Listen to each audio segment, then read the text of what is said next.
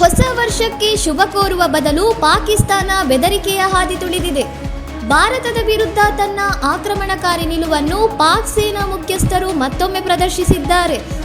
ಪಾಕಿಸ್ತಾನದ ಪ್ರಾದೇಶಿಕ ಸಮಗ್ರತೆಗೆ ಧಕ್ಕೆ ತಂದರೆ ತೀಕ್ಷ್ಣ ಪ್ರತಿಕ್ರಿಯೆ ಎದುರಿಸಬೇಕಾಗುತ್ತದೆ ಎಂದು ಪಾಕ್ ಸೇನಾ ಮುಖ್ಯಸ್ಥ ಜನರಲ್ ಆಸಿಮ್ ಮುನೀರ್ ಭಾರತಕ್ಕೆ ಪರೋಕ್ಷವಾಗಿ ಎಚ್ಚರಿಕೆ ನೀಡಿದ್ದಾರೆ.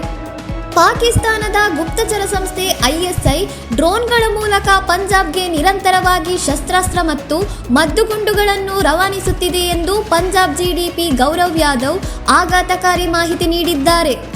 ಪಂಜಾಬ್ನಲ್ಲಿ ಗ್ರೆನೇಡ್ ದಾಳಿಯಂತಹ ಕೃತ್ಯಗಳಿಗೆ ಪ್ರೋತ್ಸಾಹ ನೀಡಿ ಶಾಂತಿ ಕದಡಲು ಪಾಕಿಸ್ತಾನ ಸಂಚು ರೂಪಿಸುತ್ತಿದೆ. ಆದರೆ ಭದ್ರತಾ ಸಂಸ್ಥೆಗಳು ಈ ಎಲ್ಲ ಪ್ರಯತ್ನಗಳನ್ನು ಯಶಸ್ವಿಯಾಗಿ ವಿಫಲಗೊಳಿಸುತ್ತಿದೆ. ಇತ್ತೀಚೆಗಷ್ಟೇ ಸಿಡಿಎಫ್ ಆಗಿ ನೇಮಕಗೊಂಡ ಮುನೀರ್ ಗಡಿಭಾಗದ ಗ್ಯಾರಿಸನ್ಗಳಿಗೆ ಭೇಟಿ ನೀಡಿ ಸೈನಿಕರ ನೈತಿಕತೆ ಹೆಚ್ಚಿಸುವ ಮಾತುಗಳನ್ನಾಡಿದ್ದಾರೆ.